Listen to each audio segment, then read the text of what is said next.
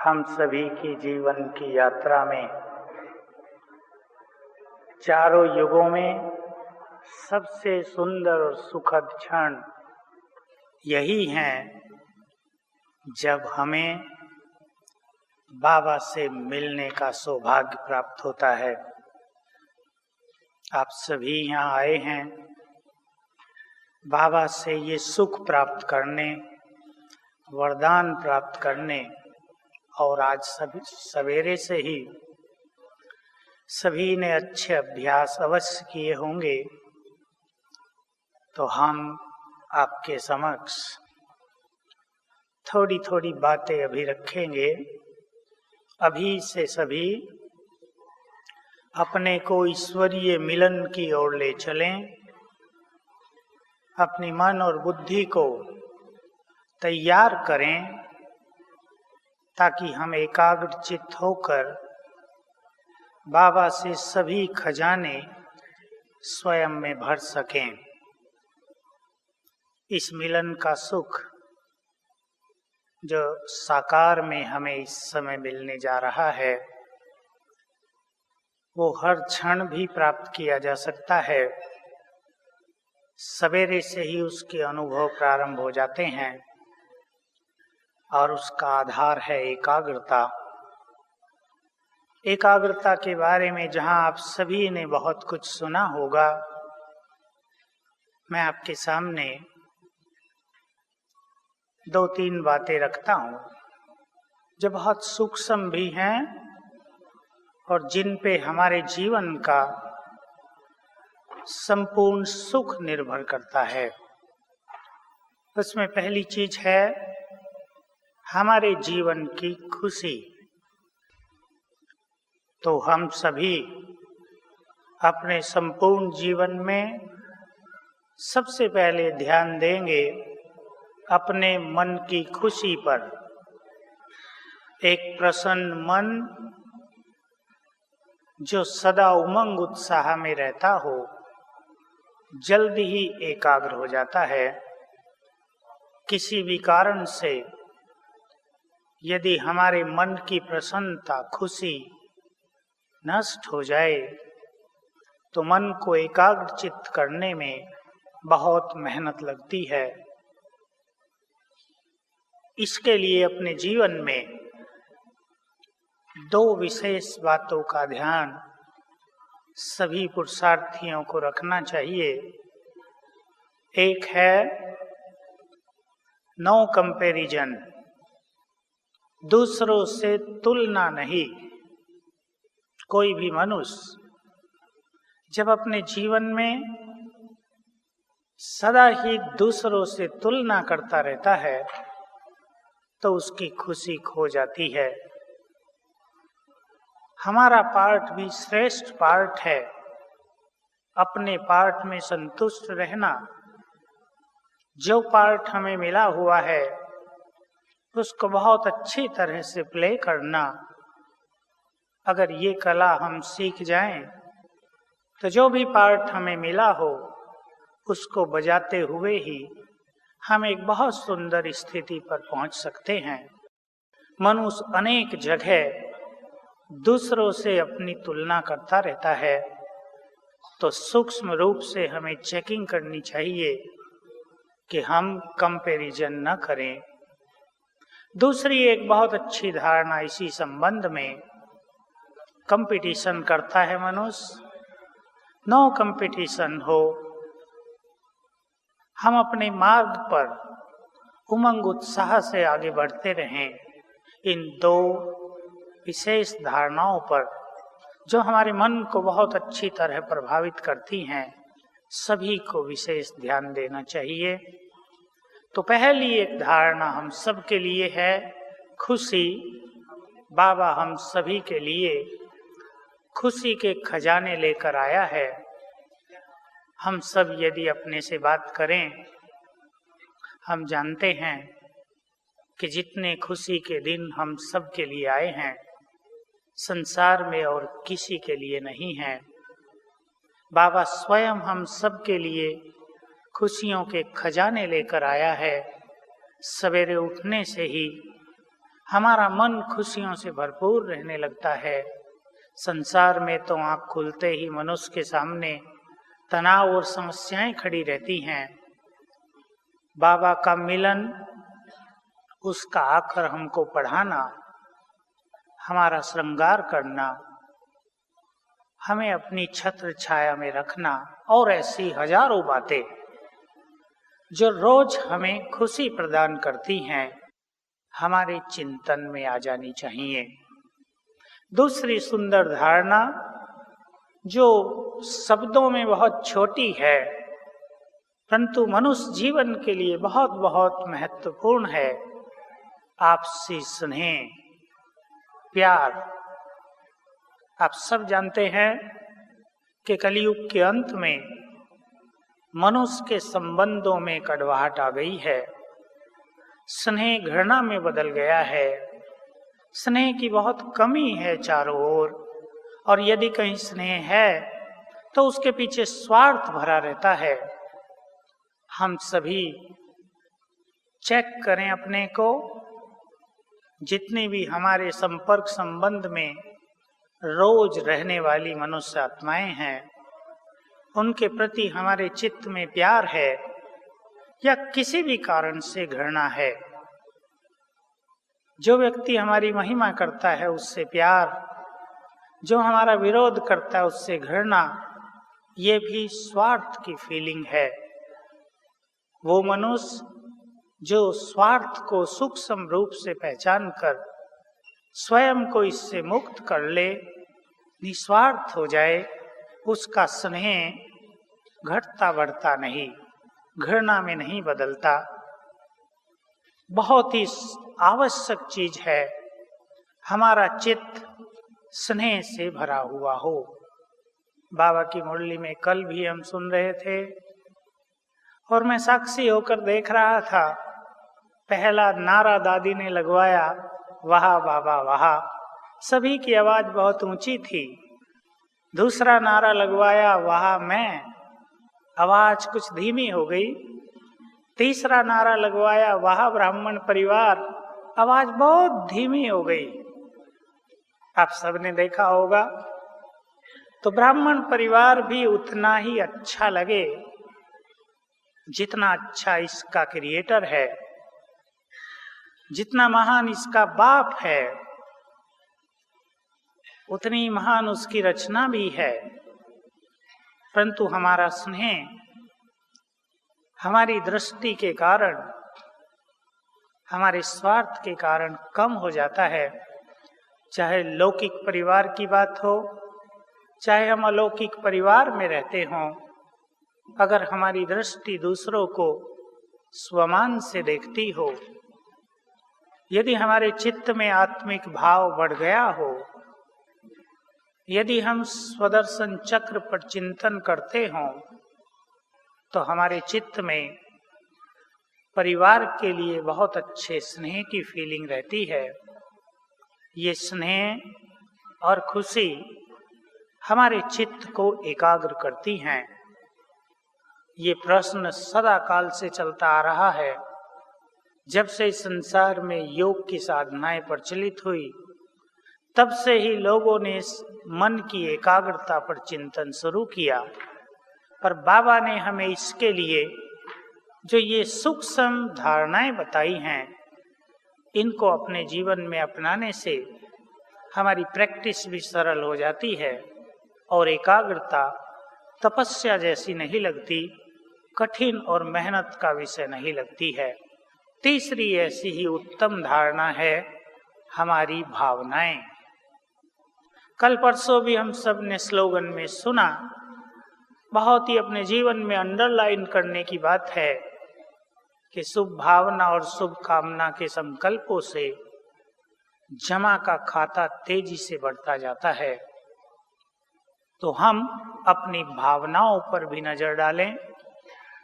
हमारे मन में दूसरों के लिए बदले की भावना तो नहीं है, घृणा की भावना तो नहीं है, स्वार्थ भाव से हम दूसरों को तो नहीं देखते हैं।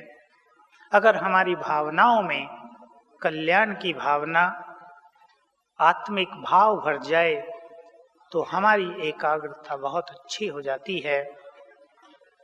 हम सभी बाबा से जो सुख प्राप्त करना चाहते हैं, सभी उसकी तैयारी के लिए स्वयं को आत्मा देखते हुए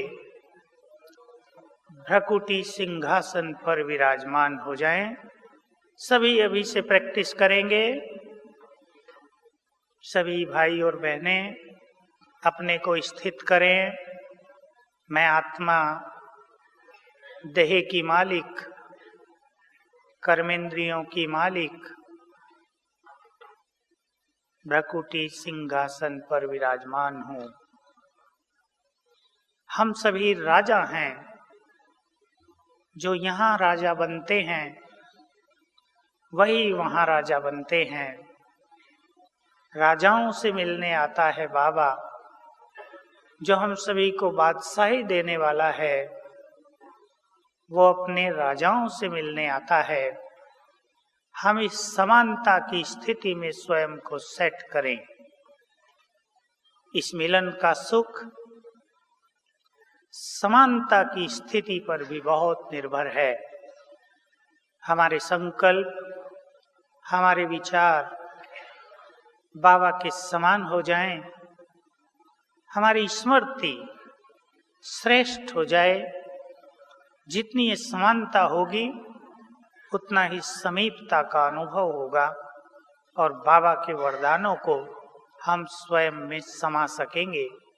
इस सभा में बहुत बाबा के बच्चे नए आए हैं।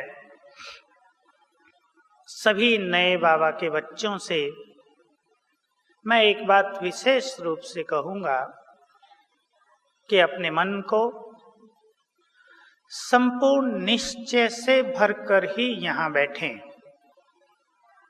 कोई भी संशय का संकल्प यदि आपके मन में हो तो आज इस मिलन का सुख लेने के लिए उसका त्याग करके यहाँ बैठें। कई तरह के संशय के संकल्प मन में उभरते हैं। पता नहीं शिव बाबा आता है या केवल ब्रह्मा बाबा आता भी है या नहीं। ये संकल्प इस सुख को समाप्त कर देता है। कोई ये संकल्प लेकर भी आते हैं बाबा के पास कि यदि हमें कुछ दिखाई देगा, यदि हम शिव बाबा को दादी के तन में प्रवेश करते हुए देख सकें तो हम मान लेंगे कि बाबा आता है। सब जानते हैं कि शिव बाबा इन आंखों से दिखने वाली चीज नहीं है। उसको यदि देखना है तो उसने हमें दिव्य नेत्र प्रदान किए हैं। हम अपने दिव्य नेत्रों को खोल कर रखें। दिव्य नेत्र हम सबके पास हैं। अनुभवों की आंख से बाबा को हम देखेंगे। आज कोई भी संशय का संकल्प किसी के मन में न रहे। दूसरी इंपॉर्टेंट चीज, अपने मन को कहीं भी निगेटिव नहीं होने देंगे। कोई भी निगेटिव संकल्प हमारे इस मिलन के सुख को समाप्त कर देता है। बाबा स्टेज पर आकर बैठते हैं। बाबा को हम देखते हैं बहुत अच्छी तरह। वो कार्य करते हैं, वो एक्ट करते हैं, बात करते हैं, मुरली सुनाते हैं, भोग स्वीकार करते हैं। इस सभी को देखने का हम आनंद लें। विशेष रूप से इस बात पर सभी ध्यान देंगे कि स्टेज पर जो कुछ होता है उसका आनंद लें। कईयों को ये संकल्प परेशानी में डाल देता है, डाल सकता है कि हम पहली बार आए हैं, हमें भी ये चांस क्यों नहीं मिलता, हमें भी स्टेज पर बुला लिया जाए, हमें भी बाबा से टोली मिल जाए तो कितना अच्छा हो। इस तरह के संकल्पों की निगेटिव धारा किसी के भी मन में यदि चल जाती है जो पूर्ण नहीं होती, वो हमारे इस सुख को समाप्त कर देता है। तो ऐसे संकल्प कोई भी नहीं उठाएंगे जो पूर्ण होने वाला नहीं है। कम से कम आज के लिए बाबा को देखने का हमें एक बहुत सुंदर मौका मिलता है। हम जी भर के बाबा को देखेंगे, स्वयं भगवान हमारे बीच में उतरते हैं। ये वो क्षण हैं जिनकी हम युगों से कल्पनाएं करते थे, जिसके लिए हम हर तरह का त्याग और तपस्या करने के लिए तैयार रहते थे। ऐसे ही अनमोल क्षण, दूसरे शब्दों में हम कहें, हमारी संपूर्ण भक्ति का फल हमें मिलने जा रहा है। सभा में जैसे आज देखा, दादी ने कहा कम से कम 60% तो नए बाबा के बच्चे बैठे हैं, और उन सभी को ये नशा रहना चाहिए कि 2500 साल से हमने जो भक्ति की है उसका फल आज मिलने जा रहा है। तो बहुत एकाग्रचित्त होकर बैठना है। जिस तरह की किसी ने भक्ति की है, जिस तरह की भी कामना भक्ति में किसी ने की है, उसी अनुसार यहाँ पर अनुभव होते हैं बाबा से। बाबा की दृष्टि से उसी तरह के अनुभव होते हैं। तो बहुत खुशी के क्षण हैं। बहुत इंतजार के बाद यदि कोई स्थूल चीज भी हमें मिलती है, कोई मनुष्य भी यदि बहुत इंतजार के बाद हमें प्राप्त होता है, तो भी मनुष्य को बहुत सुख मिलता है। भगवान हमें मिलने आ रहा है। ऐसे प्यार के संकल्प अपने मन में क्रिएट करते हुए सभी बैठेंगे। तो ध्यान दें सभी, न कोई संशय का संकल्प हो, न मन में नेगेटिव संकल्प हो। भगवान से मिलन होने जा रहा है। सर्वश्रेष्ठ क्षण है हमारे जीवन का, सबसे सुंदर समय है, जबकि हम बाबा से मन चाहा वरदान भी प्राप्त कर सकते हैं। एक बात मुझे याद आई, पहली बार जब बाबा इस सीजन में आए थे, डबल विदेशियों के लिए ओम शांति भवन में प्रोग्राम था। बाबा ने 2-4 मिनट मुरली चलाने के बाद ही एक बात कही, और जिनकी बुद्धि एकाग्र थी उन्होंने उसका पूरा फायदा उठा लिया।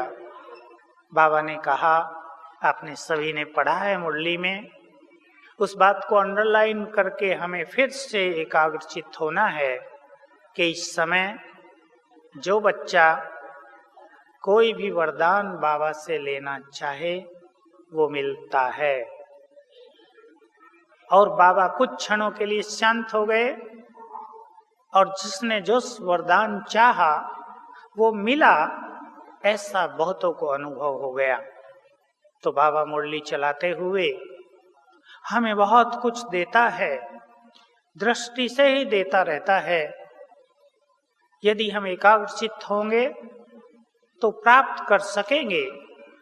यदि हमारी बुद्धि हलचल में होगी तो हम मुरली का फ्लो भी नहीं पकड़ पाते, और जब बाबा कोई ऐसा स्वर्णिम अवसर हमें देता है वरदान देने का, वो मिस हो जाता है। तब भी देखा, बहुतों ने पीछे सुनाया, जब मैंने बहुतों से पूछा कि आपने कौन सा वरदान लिया था, तो कईयों ने कहा कौन सा वरदान। उन्हें पता भी नहीं था कि आज सर्वशक्तिवान वरदाता बच्चों पर राजी होकर उन्हें वरदान दे रहा था।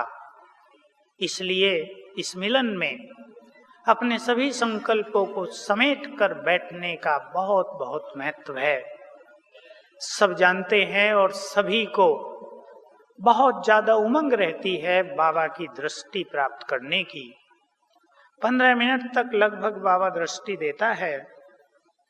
हमें बाबा की दृष्टि के महत्व का पूरा ज्ञान होना चाहिए। न केवल दृष्टि के महत्व का ज्ञान, पर दृष्टि से सब कुछ प्राप्त करने के लिए उसी तरह की स्थिति का होना भी आवश्यक है।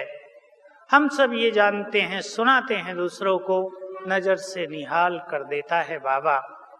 इसके अलावा अनुभवों की जो बात है वो ये है, बाबा अपनी दृष्टि डालकर कईयों के विघ्न हर लेता है। बाबा अपनी दृष्टि डालकर कईयों को शारीरिक बीमारियों से मुक्त कर देता है। बाबा की दृष्टि पाते ही कई आत्माओं के संस्कार बदल जाते हैं। बाबा की दृष्टि पड़ते ही किसी का योग सरल हो जाता है। ये बहुत बड़ी बड़ी बातें हैं।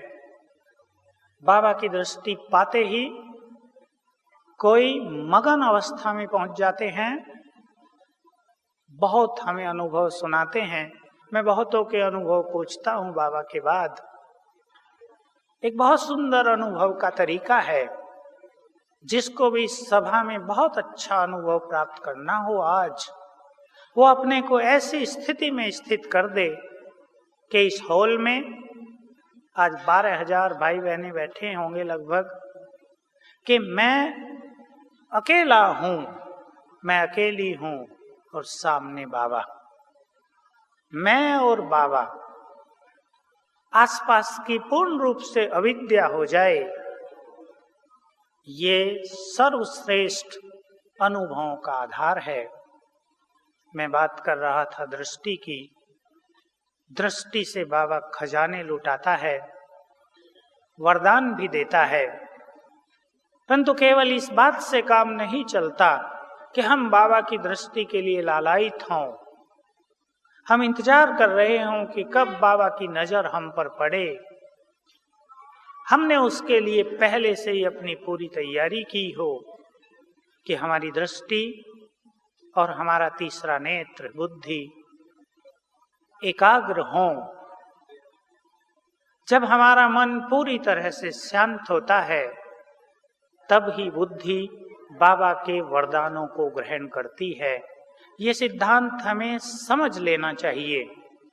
जब मन शांत है, संकल्पों से मुक्त है, कम से कम संकल्पों में है, तब बुद्धि सभी वरदानों को ग्रहण कर लेती है। इसलिए दृष्टि का सुख भी यदि किसी को चाहिए, दृष्टि के द्वारा यदि बाबा से वरदानों की प्राप्ति करनी है, तो भी नयन और बुद्धि एक में मगन हो जाएं। बाबा जब हमारे बीच में आ जाते हैं, बहुतों ने ये बात सुनी है, लेकिन बार बार सुनने की भी है और सभी को अभ्यास भी करना है। सर्वशक्तिवान जब हमारे सामने उतर आए, जिससे हम परमधाम में योग लगाते हैं, और जब वो हमारे सम्मुख बैठा हो, तो हमें दो बातें अपने अंदर जैसे अपने सबकॉन्शियस माइंड में छाप देनी है। एक, मेरे साथ कौन है? जिसको इन आंखों से देख रहे हैं, वो सदा हमारा साथी है। उसने स्वयं वायदा किया है, जब भी तुम मुझे याद करोगे, मैं तुम्हारे समक्ष, तुम्हारे साथ उपस्थित हो जाऊंगा। सर्वशक्तिवान हमारा साथी है जब तक संगम युग है। इस संकल्प को, इस भावना को, इस फीलिंग को अपने सबकॉन्शियस माइंड में, अपने अंतर मन में छाप देना है। दूसरी चीज, ज्ञान सूर्य शिव बाबा कई घंटे तक हमारे सामने बैठा होगा। आप सब भी जानते हैं, आज शायद बाबा 12 बजाए। जब तक भी बाबा हमारे सामने बैठे, वही बात मैं फिर रिपीट करूं, जिसको हम परम धाम में योग लगाने का अभ्यास करते हैं, जब वो ज्ञान सूर्य हमारे सम्मुख बैठा हो, तो हम अधिक से अधिक समय निरंतर अपनी बुद्धि को उस पर एकाग्र करके उसकी सभी शक्तियों को अपने में समाएं। अपने योग को सरल करने का ये बहुत स्वर्णिम अवसर हमारे समक्ष है कि यदि बाबा 3 घंटे, 4 घंटे या 5 घंटे आज हमारे सामने है तो हम उससे शक्तियों की किरणें स्वयं में भरते चलें। और सब चीजें तो हम रोज करेंगे, आसपास के वातावरण से भी बिल्कुल ऊपर उठकर एकाग्र कर दें अपने को कि उसकी किरणें सामने से ही हम सबके ऊपर पड़ रही हैं, तो हमारी शक्तियां बढ़ती जाएंगी। अब मैं इससे पहली बात पर आ जाऊं। जैसे ही आह्वान का गीत बजे, दादी यहां आती हैं। नयों के लिए भी ये बात है और जो सब पुराने यहाँ बैठे हों उनके लिए भी यही बात है कि वो 15-20 मिनट जब हम बाबा के आह्वान में बैठते हैं, हमारे लिए इस मिलन का आधार बन जाते हैं। हम सभी बहुत अच्छा योग अभ्यास करेंगे। योग अभ्यास के अनेक तरीके हो सकते हैं। मैं 1-2 तरीका आपके सामने रख देता हूं, क्योंकि सभा में नए भाई बहने बहुत हैं। एक सिंपल सी विधि, जैसे ही गीत बजे हम उड़ के चले जाएं तो सभी अभ्यास करेंगे कि मैं आत्मा उड़कर बाबा के पास जा रही हूं। स्वयं को देखेंगे। योग अभ्यास में स्वयं के स्वरूप को देखने का बहुत बड़ा महत्व है। हम स्वयं को चमकता हुआ हीरा देखते हुए अभ्यास करेंगे कि मैं आत्मा इस शरीर से निकलकर बाबा के पास जा रही हूं। और पहुंच गए बाबा के पास, बाबा को निमंत्रण भी देंगे, बहुत प्यार से बात करेंगे बाबा से, बुलाएंगे नीचे और फिर परम धाम में जाकर उससे शक्तियां भरेंगे। देह से निकलकर सूक्ष्म वतन से होते हुए परम धाम में पहुंचकर उसकी शक्तियां स्वयं में भरकर फिर अभ्यास करेंगे, मैं आत्मा नीचे आती हूं। इस देह में भ्रकुटी सिंहासन पर बैठ गई और मुझसे चारों ओर किरणें फैल रही हैं। ये एक ड्रिल हो गई। इसका अभ्यास हम बार बार करेंगे, कम से कम 10 बार करेंगे। और सभी इसी अभ्यास से रोज हमें सवेरे योग अभ्यास कैसे करना चाहिए वो भी अनुभवों से सीख सकेंगे। तो 10 बार ये अभ्यास करेंगे कि मैं आत्मा इस देह से निकलकर चली परम धाम की ओर, सर्वशक्तिवान से स्वयं में किरणें भरकर कुछ समय, पहले 10-10 सेकंड, फिर इस समय को बढ़ाएंगे और इस देह में वापिस आ गई। दूसरा अभ्यास भी करेंगे। जिन्होंने योग अभ्यास बहुत समय से किया है और जिसको अच्छा अभ्यास हो चुका है कि मैं इस देह में फरिश्ता हूं। अभी देखें सभी स्वयं को कि मैं आत्मा प्रकाश के शरीर में हूं। थोड़ी देर के लिए अनुभव करेंगे कि जैसे स्थूल शरीर मुझे है ही नहीं, मैं चमकती हुई मणि लाइट के शरीर में विराजमान हूं। और इस फरिश्ते स्वरूप से ऊपर की ओर चलेंगे, बाबा को प्यार से रूरिहान करते हुए निमंत्रण देंगे और फिर परम धाम में आत्मा बनकर जाएंगे, शक्तियां लेकर नीचे आएंगे। तीसरा अभ्यास, यह अभ्यास कर लेने के बाद जब आप ऐसा अनुभव करें कि हमारा मन बहुत अच्छी तरह से एकाग्र हो गया है, तो स्वयं को स्थित कर दें कि सर्वशक्तिवान की किरणें मुझ आत्मा में समा रही हैं। परम धाम से किरणें आ रही हैं, मैं आत्मा उनको अपने में समाती जा रही हूं। एक ही संकल्प देंगे अपने को, चाहे बार बार देना पड़े आपको, सर्वशक्तिवान की किरणें मुझ में समाती जा रही हैं।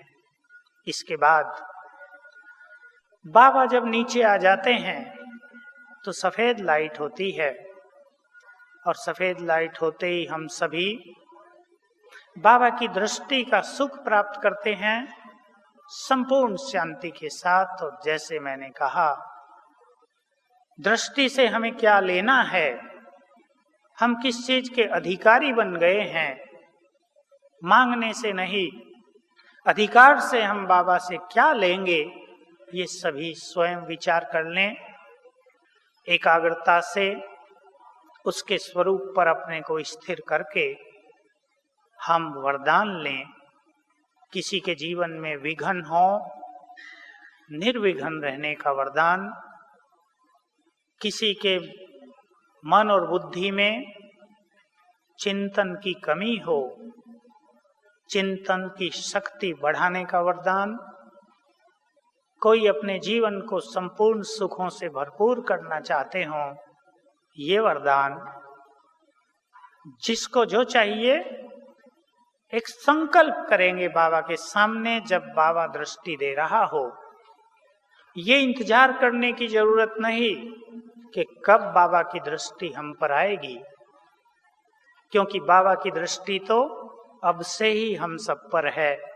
कौन किस स्थिति में बैठे हैं और कौन कहाँ बैठे हैं, ये उसके सामने पूरी तरह से स्पष्ट है।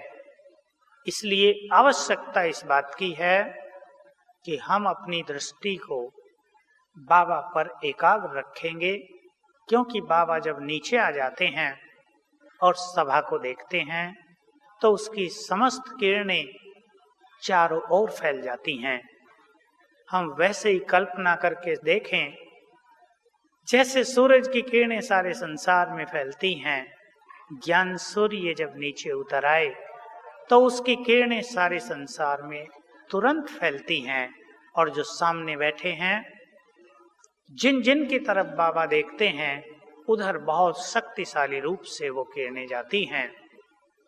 दृष्टि के बाद बाबा की मुरली चलती है।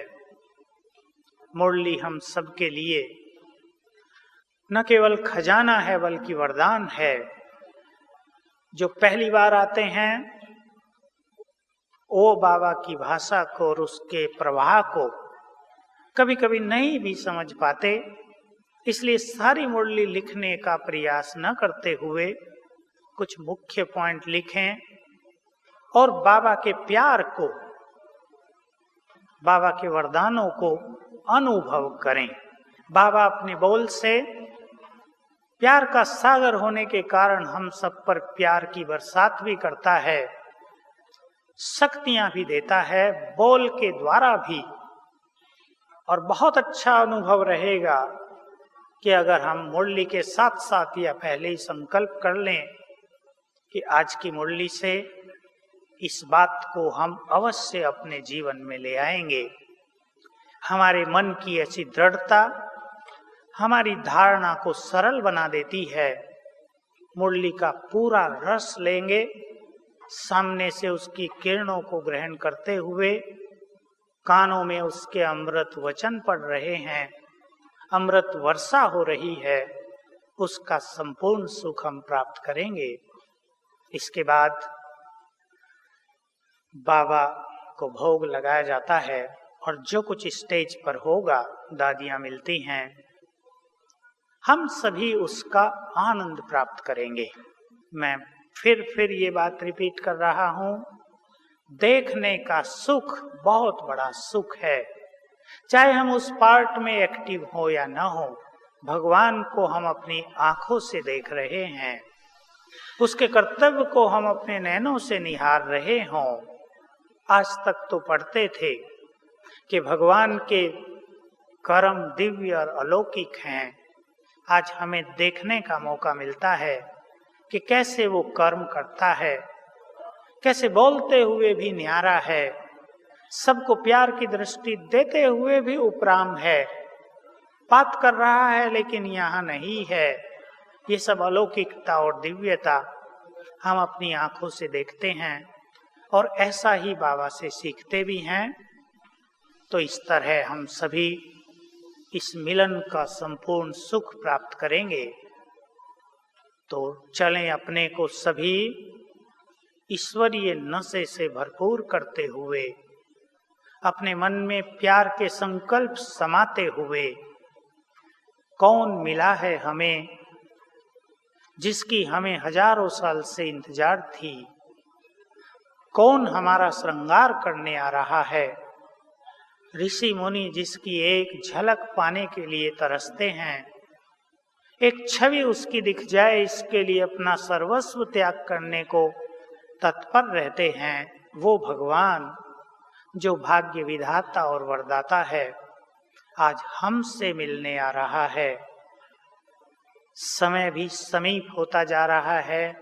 हम सब जानते हैं परिवर्तन का समय, विनाश का समय, और हमारे सुखों का समय भी बढ़ता जा रहा है, हमारे अतीन्द्रिय सुखों का काल भी बढ़ता जा रहा है। तो हम अपने को पूर्ण रूप से आनंदित स्थिति में बैठाएंगे और बाबा के इस मिलन का संपूर्ण सुख प्राप्त करेंगे। तो चलते हैं हम अभी 5 मिनट के लिए सर्वशक्तिवान की किरणों के नीचे।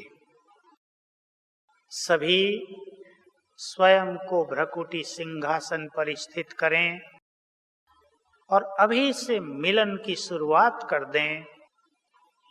निरंतर हमारे ऊपर उतर रही हैं और हम बन रहे हैं मास्टर सर्वशक्तिवान।